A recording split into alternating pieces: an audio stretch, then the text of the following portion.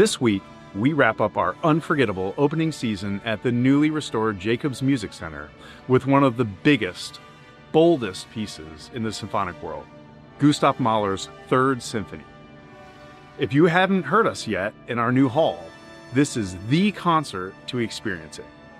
Mahler's Third is massive, spiritually, emotionally, and yes, musically. It's a full universe in sound, with everything from soloists and choirs to moments of quiet mystery and earth-shaking brass. Trust me, I'm biased. As a young man, Gustav Mahler famously said that a symphony should be like a whole world.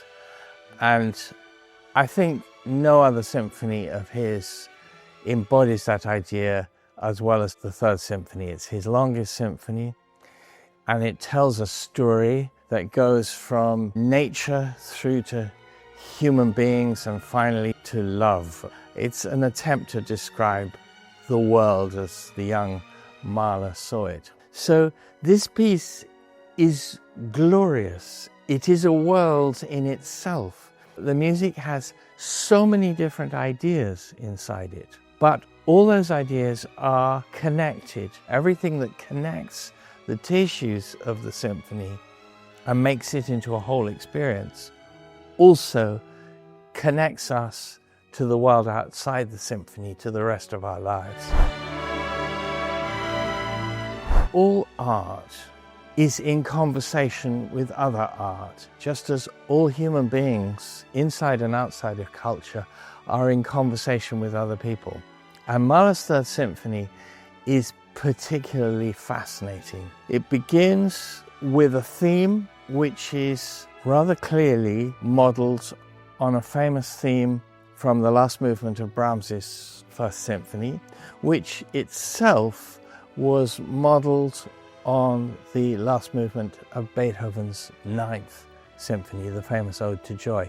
Composer Luciano Berio once said, "Gustav Mahler's music, more than anybody else's, sums up the whole history of music," and the Third Symphony is very like that.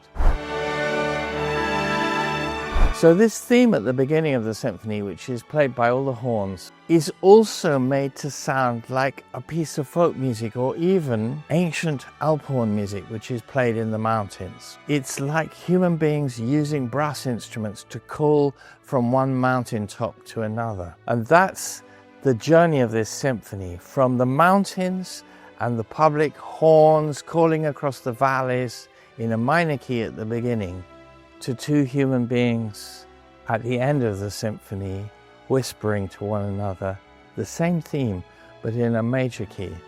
Right in the middle of the symphony, a singer stands up, and after so much glorious, rich, full music, she sings a very stark and simple song. It begins with the words, "O Mensch, gib acht." In other words, you, people, listen.